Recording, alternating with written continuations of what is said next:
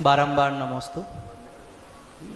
मुनि भगवंत, प्रश्न तो मेरा जो भैया था उन्होंने पूरा कर दिया पर फिर भी मेरे काफ़ी समय से एक व्यथा थी जो पिछले 1 महीने से जो हम व्हाट्सएप पे या यूट्यूब पे देखते हैं, एक ही संघ के 2 मुनि भगवंत आपस में जो चर्चा चलती है, उसकी वजह से मैंने पिछले 1 महीने से संघ का समाधान देखना ही बंद कर दिया।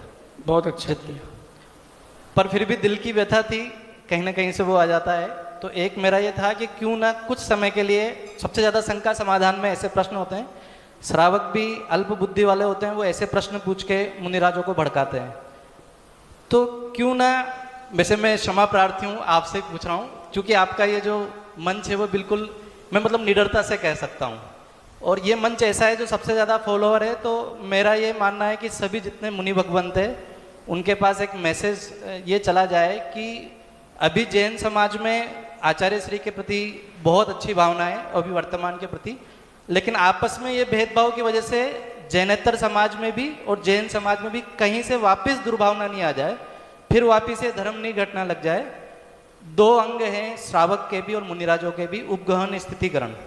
अगर श्रावक कोई चीज बोल रहा है तो मुनिराज भी, मैं वैसे क्षमा प्रार्थी हूँ पहले से सभी मुनि भगवंतों के लिए बता देता हूँ, आपसे भी, कि वो मुनि भगवंत भी उसका मंच पे विरोध ना करे, मन से विरोध ना करे, क्योंकि एक बार उसके बोलने पर, मुनि भगवंत का उस श्रावक के प्रति कुछ भी बोलने से पूरी समाज उसके विरोध हो जाती है। हो सकता है उसने कोई एक पक्ष बोला हो, क्योंकि अनेकांत में धर्म है। जैसे मुनिराज अपेक्षा करते हैं श्रावकों से कि आप एक मतलब बंद कमरे में ही कोई चर्चा होनी चाहिए, कुछ इस तरह की, मुनि भगवंतों को कुछ ऐसा, हमको ऐसा कुछ लगता है मुनि भगवंत के प्रति, आप सब लोगों का रहता है कि वो बंद कमरे के प्रति होना चाहिए। ऐसा ही वर्तमान के जितने मुनिराज भगवंत हैं उनसे मेरी अपेक्षा है कि श्रावक से अगर कोई गलती हो जाती है तो वो भी मुनि भगवंत उसको बंद कमरे में रह के, ताकि समाज के अंदर उस व्यक्ति के प्रति दुर्भावना नहीं आए। देखिए, तो आपके माध्यम से मैं इसमें कुछ समाधान चाहता हूँ। यद्यपि ये प्रश्न मेरे लिए नहीं है, लेकिन हम भी श्रमण संस्कृति का अंग हैं, हम भी उसमें अपनी सहभागिता रखते हैं। हमारा नाम आग बुझाने वालों में आएगा, आग लगाने वालों में नहीं आएगा। मेरा ये कहना है कि आशीष भैया, सबकी अपनी अपनी परिस्थितियां होती हैं। आप इस चीज़ को जो आप कह रहे हो, मैं कह रहा हूँ, उसको प्रैक्टिकल समझना। हर किसी की अपनी अपनी परिस्थिति होती है, और कई बार वो परिस्थितियां क्रम बिगाड़ देता है। वो जो परिस्थितियां बिगड़ती हैं उसके कारण मनस्थिति बिगड़ती है, उसमें कर्म का बहुत बड़ा रोल है। आप सिद्धांत को पढ़ते हो, आप स्वाध्यायी हो, मेरी बात समझना। रावण सब कुछ जानता था, लेकिन फिर भी सर्वनाश था उसके सामने, वो कुछ समझ नहीं पाया। ऐसा कई बार होता है कि कर्मों इतने हावी हो जाते हैं कि व्यक्ति की सोच वहां तक नहीं जा पाती, क्योंकि परिस्थितियां उनकी है, सबकी अपनी अपनी है। अपन किसी व्यक्ति के लिए, साधु के लिए, श्रावक के लिए कुछ नहीं कह सकते, क्योंकि उसकी निजी परिस्थिति है, और किसी ने अपने लिए कहा नहीं है तो अपन उसके लिए भी नहीं कह सकते।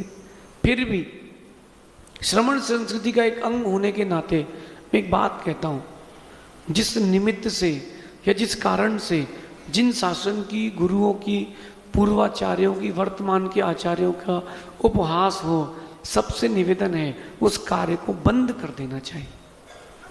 क्यों अपन उपहास करके या किसी के लिए बोल करके अपन कर्म बंद करें? मुझे किसी से कोई विकल्प नहीं, क्योंकि हमारे संघ में ऐसी कोई चर्चा ही नहीं है। हम श्रमण संस्कृति के अंग, अभी आचार्य विराग सागर जी का समाधि मरण हुआ, उत्कृष्ट समाधि मरण हुआ। आचार्य भगवान विद्यासागर जी का उत्कृष्ट समाधि मरण हुआ।